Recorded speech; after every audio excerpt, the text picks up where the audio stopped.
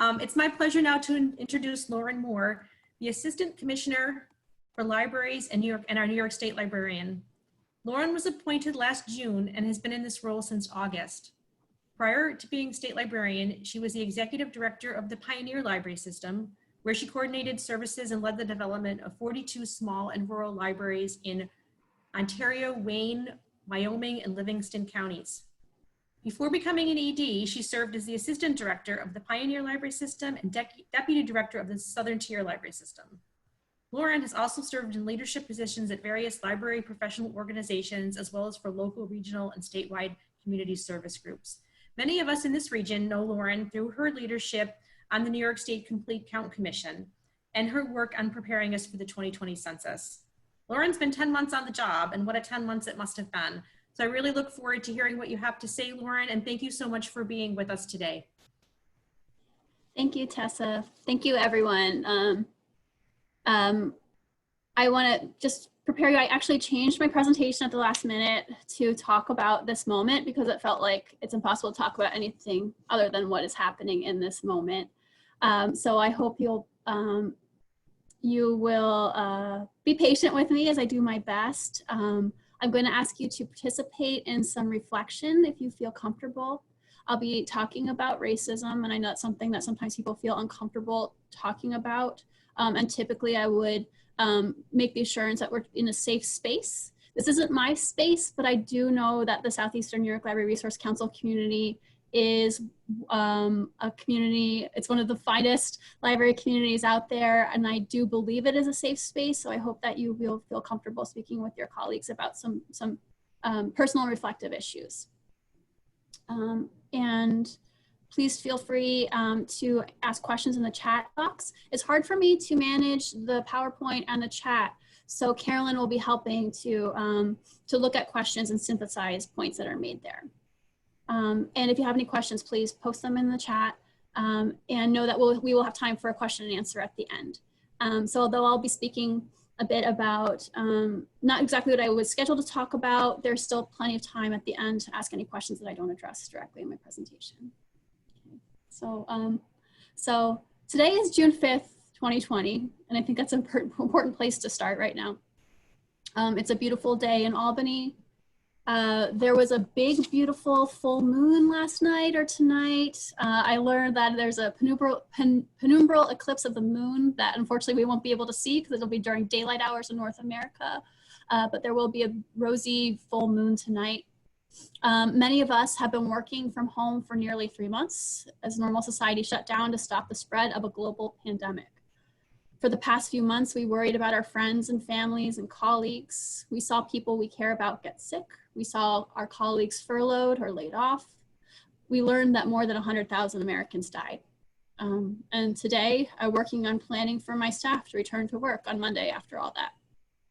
I know that many of you are planning those same types of monumental changes.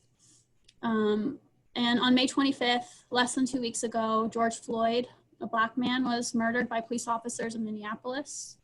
The murder was filmed and shared widely, and since then people across the nation have taken part in massive demonstrations to oppose racism, to call for an end of police brutality, and to say Black Lives Matter. The demonstrations continue today and will continue through the weekend, and I personally hope they don't stop until there is justice and change. And I know you know all this, and many of you know about this much more than I do. But I feel like it's important to contextualize this moment, especially as I'm about to talk publicly or publicly reflect on the past few months and speak about what I expect is ahead in the next few months. It feels precarious to be using my voice in an authoritative way when I know that this authority comes from an institution that is itself a racist structure and that has upheld white supremacy for 200 years. And that being in this position is a result of white privilege in a white supremacist profession. So that is a lot. It's a lot to say. I know it's a lot to hear. And I also acknowledge that basically describing the water we're swimming in, which is what I did, is the tiniest, least significant of gestures. But it is difficult work, and it's the first step. So I'll just sit for a moment and we can kind of just let everyone process and catch up.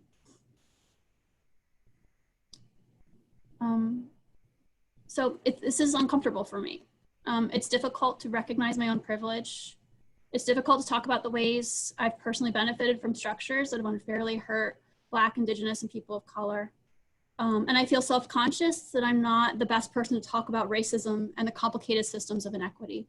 There are people who have devoted their lives and works to this work. And I feel self-conscious taking up this space, but I also recognize that I have the privilege of this position and this platform. And I know I have to use it to do the only thing that feels important right now, which is dismantling systemic racism. So a couple things about the next few minutes of my conversation. I'm going to mess up, but I'm going to ask you all to let me know when I mess up, and I will try to do better. You are going to mess up too, but being vulnerable is part of this work. And then I also want to start with the understanding that this conversation today isn't about if our institutions are racist, it's about how they are racist. So we're starting from a position that acknowledges racism, and that's not, it's not something we're going to debate today. And I just also want to acknowledge that I'm doing my best to parrot much greater thinkers, library leaders, scholars, and activists of colors, and LGBTQ community members. So there's some people that have been influencing my thinking over the past few years and influence this presentation, include Angela Davis, Bell Hooks, Ta-Nehisi Coates, Robin DiAngelo, April Hathcock, Emily Drabinski, Michelle Caswell, Tawana Petty, Greta Byram, Lindsay Kronk, Arlene Way, Fobazi Etar, and so many more. And I'm wondering if you all can share what you've been reading and who you've been learning from. Because I think that's one of the things that's been very helpful to me, is being exposed to new thinkers and sharing the thinkers that have inspired me with others. And I just wanted, and our willingness to examine the inequities perpetuated by libraries. So it's a 96% white profession. There's discriminatory policies. People have been helping me understand libraries as militarized spaces and what that means for communities of color. We have unexamined white privilege, white collections. Those are things that we can start examining, and once we begin to examine them, we can start to change them. So just with all of this in mind, like how are you all feeling today? How are you doing? What do we need to know is just a check-in before we get further into the conversation. Laura's feeling frustrated. Someone's saying they don't know what to do. Feeling sad and helpless, feeling overwhelmed. There's so many resources and not knowing where to start to educate myself. I think those are all feelings that I can relate to.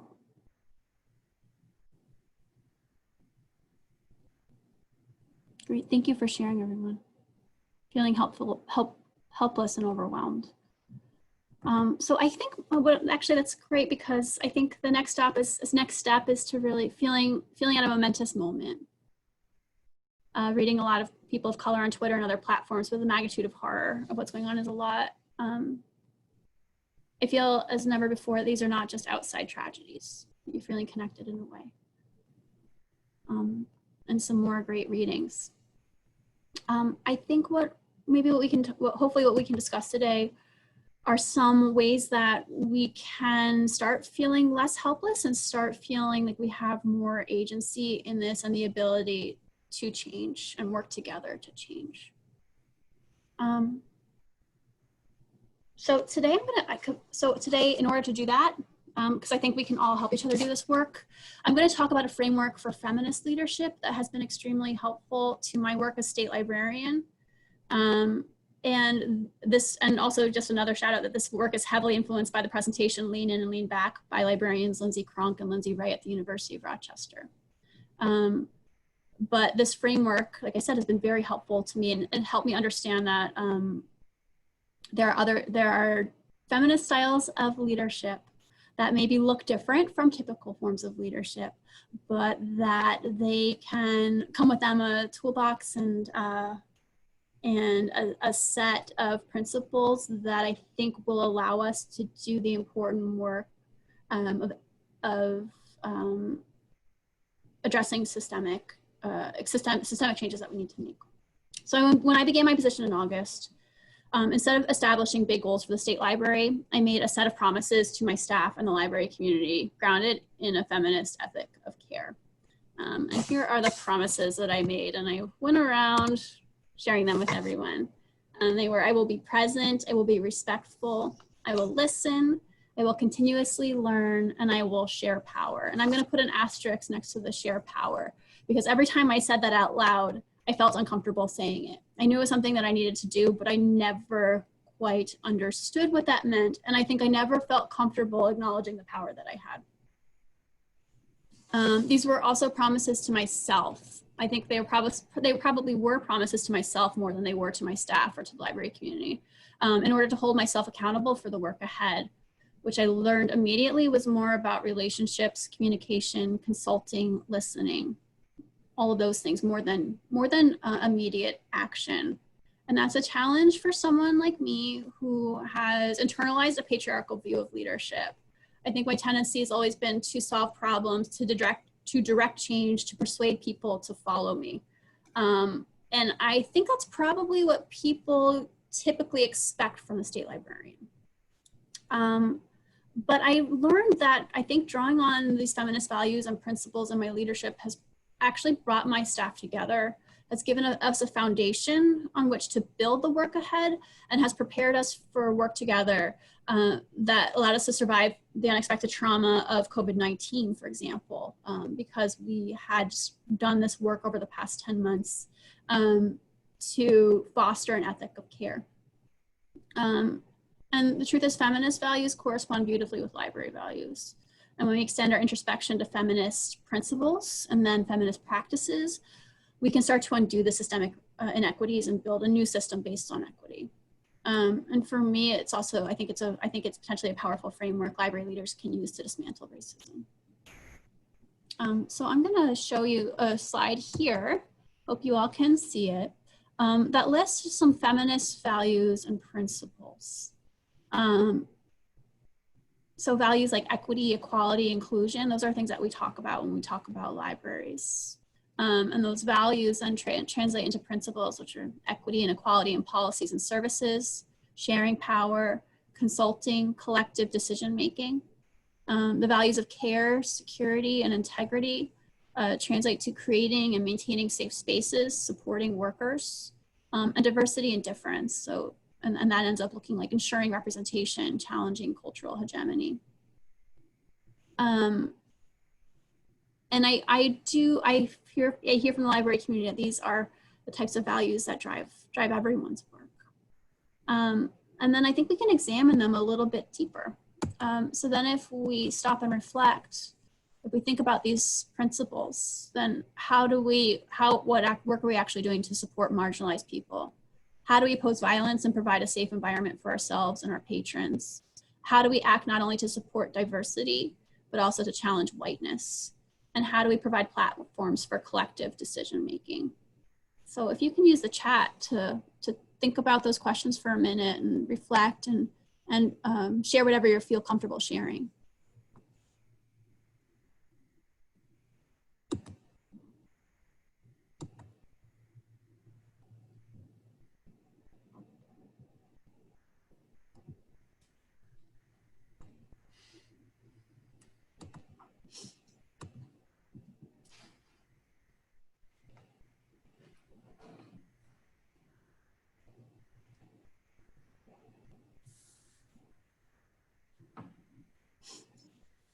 I see no police in the library. And I'm going to talk about that. I can talk about that more a little bit later in terms of the state library. And I think that there's a tension in libraries between this idea of protecting collections, protecting staff, and having that come in the form of security or police in the library. But then what does that mean to our communities?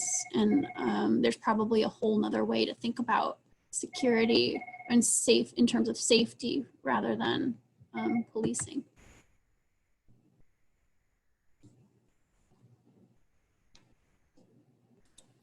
Speak with administrators at our own institutions about these issues to motivate or encourage them to include them in their decision-making. Culturally responsive teaching practices.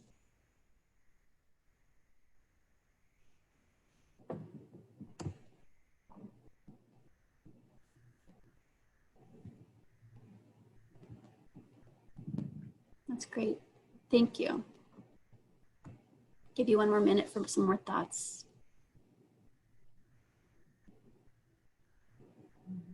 And maybe just an effort to really see where the inequalities are that might not be obvious, as in collections.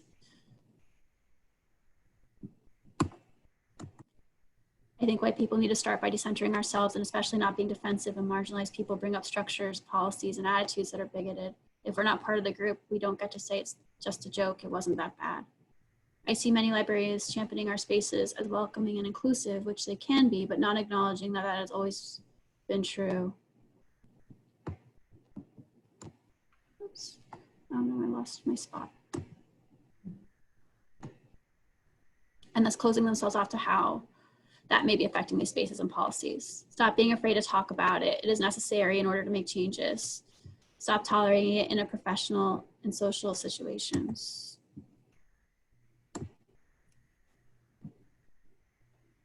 Also, as library workers, we need to be aware of extreme right-wing fascist recruiting and grooming going on in online spaces. People change people. So I think that's these are the same kinds of helpful conversations and reflecting that we can be doing in our organizations. And I think that if we find ways, especially people in traditional leadership positions like the state librarian, if we can include other voices and start to develop non-hierarchical models of decision making, then that's a first step to including more voices and to approaching this in a collective and collaborative and consultative way. And then the next step then is the hard work of putting these principles into practice. So how do we incorporate, how can I incorporate principles into my decision making? How do I involve and engage collaborators? How do I decenter whiteness in my work and decision making? When should I lead and when should I follow? How do I feel when I lead? How do I feel when I follow? So again, take a minute to reflect, and if you feel comfortable, share your comments in the chat.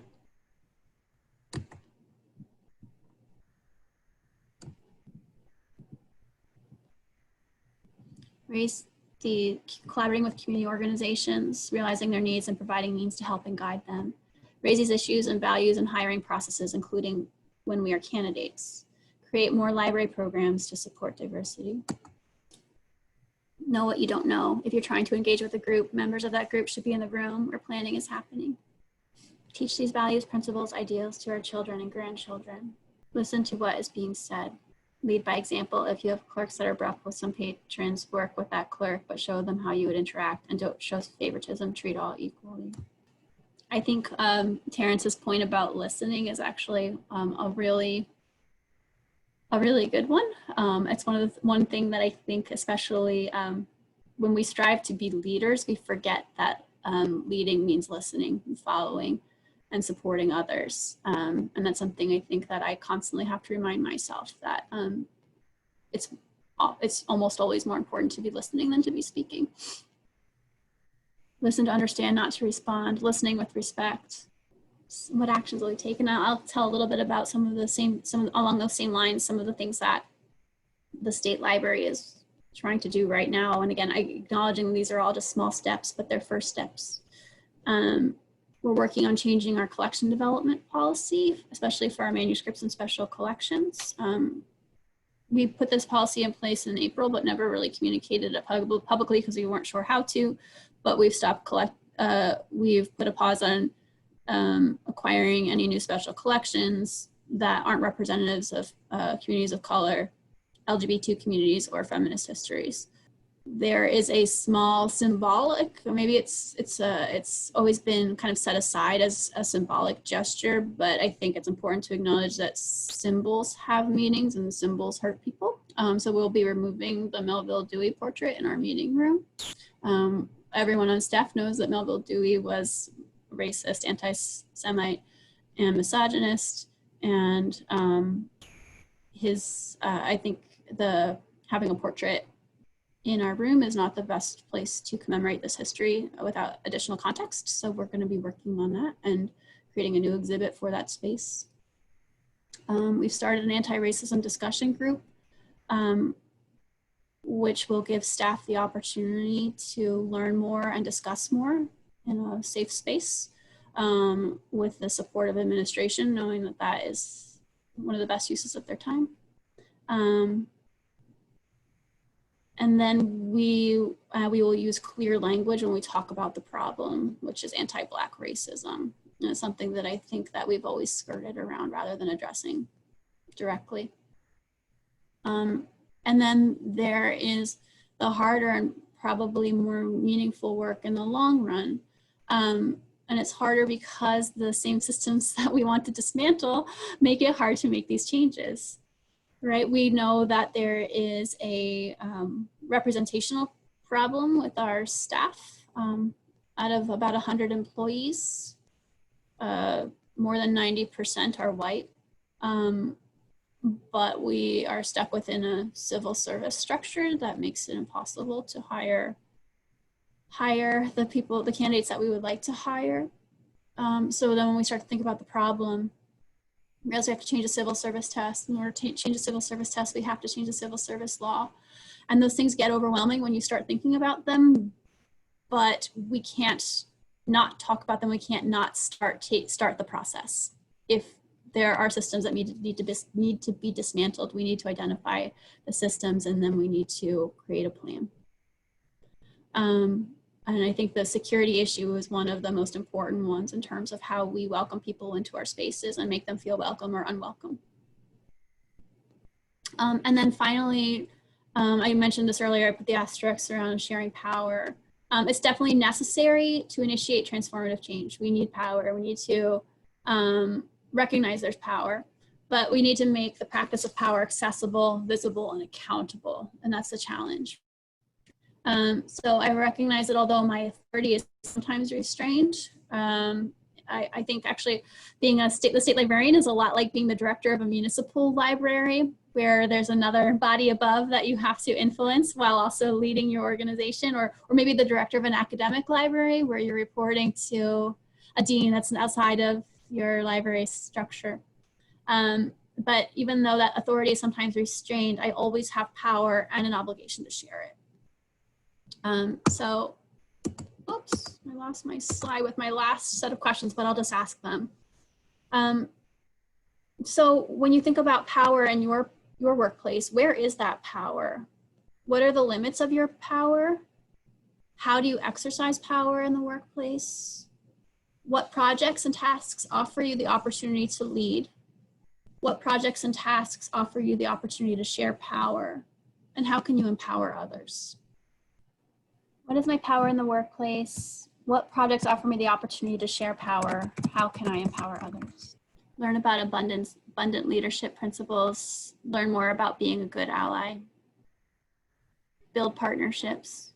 Give others responsibilities. Invite more collaboration broadly. Sharing local history. Continue to seek historical information about African Americans. Racist and discriminatory practices from the past to enhance our collections and create programs. Digitizing some of these collections. Try to gain insight into our own implicit biases. Think about who isn't in the room and what is being discussed, what is being discussed will affect them. If you have a voice which can be heard by those with more power than yourself, be a voice for those who are in positions which have less direct contact with leadership.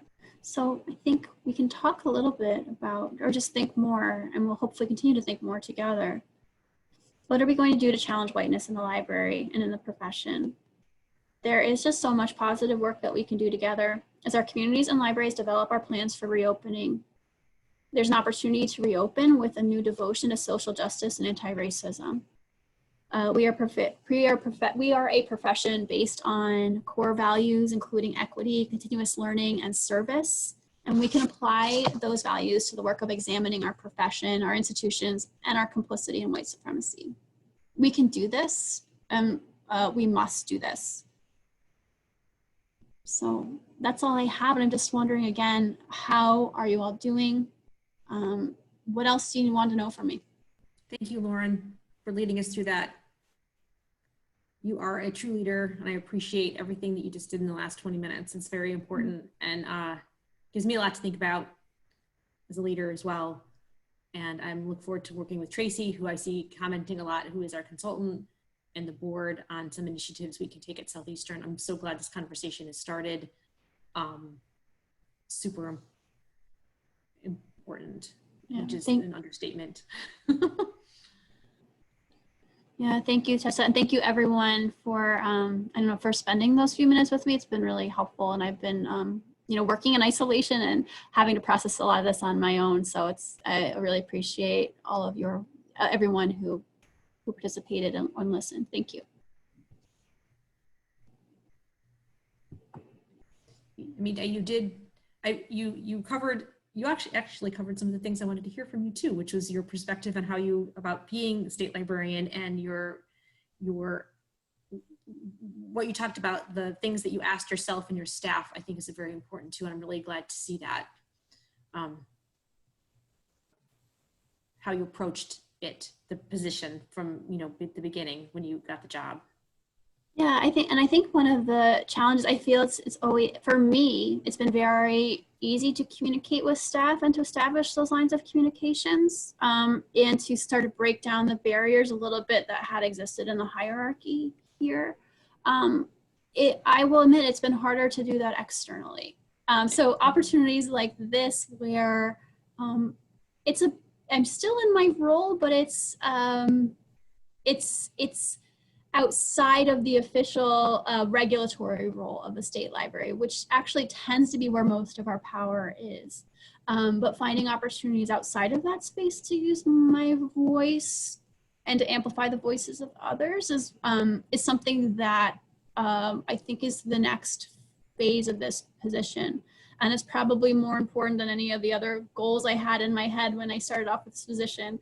Something like building a statewide ebook platform is great, but it's honestly not, it's not the thing that gets to the heart of our organizations and the heart of our future. So that is a challenge for me moving forward, is to find as many opportunities to build relationships with the library community, to listen to voices that aren't usually represented in these discussions, and to amplify those voices. I see a couple questions there for you, Lauren. Okay, let me pull it up. I mean, some comments, but a question. Do this, and it's easier.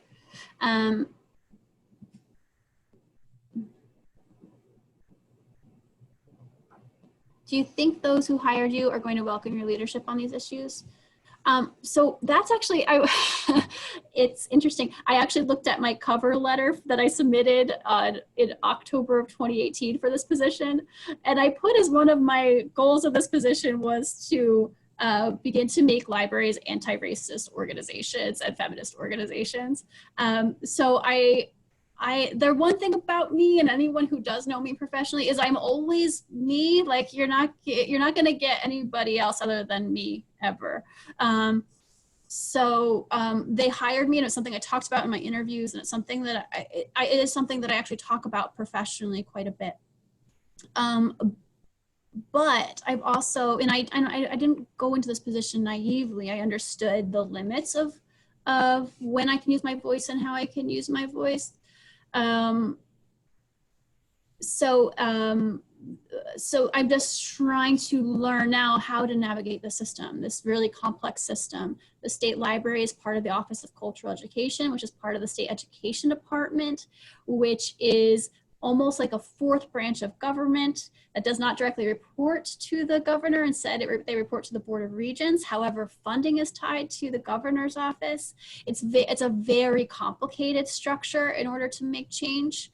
But that's why I think it's helpful, why I think it's important for me to do whatever I can in this position to model that you can still do the important work even in complex organizations, because so many libraries are in that same position. I think that being executive director of a cooperative library system was probably the most autonomy I will ever have, or any of you will ever have in the library community, because almost that's a place. And even then, you're speaking on behalf of your members. But you know, we all are in complex organizations, but we can all affect change in our positions, and we can all do things to move in the right direction. And diversifying boards, I think that's a really important point. And it's something that I started thinking about when I was executive director of the Pioneer Library System, which are like, what are the barriers to becoming a trustee? Why do they skew so white? Why do they skew? And it's not just white, it's like a certain kind of person at a certain socioeconomic level who has a certain kind of connections in the community. So how do we encourage more people to feel welcome in that environment? And boards are tough places, right? Culturally in general, it's a tough way to do work. And if there is also racism, whether it's implicit or explicit, also on this board, it makes that work even more complicated and more, even less rewarding. So how do we make sure that library boards are places where people, where everyone feels like their voice is an important voice and one that's respected, and the place where they can affect the most change. When you think about where you devote your limited resources, you want to devote your resources to a place where you feel like you're making a difference. And how do we assure that library boards are the place where that happens? What about the profession in general, like the library profession? And we have some museum and archivists here today, but when I think they're facing similar issues as the library profession. Do you have any thoughts on how we can change that? Yeah, I mean, I think the concept of vocational awe, which is not my own, but it's something that you should look up. There's a really excellent article and accompanying presentation by the author. And I think that is a very important concept and an important first step to start thinking about the profession in general. What the concept says is that basically when we get too excited about what it means to be a librarian, or you can have pride in your profession, you can be proud of the good work that you do. But when that becomes a shield from stopping you from examining what's wrong in the profession, or what you're not doing right, or who you're not helping, then you're not doing the work that you set out to do.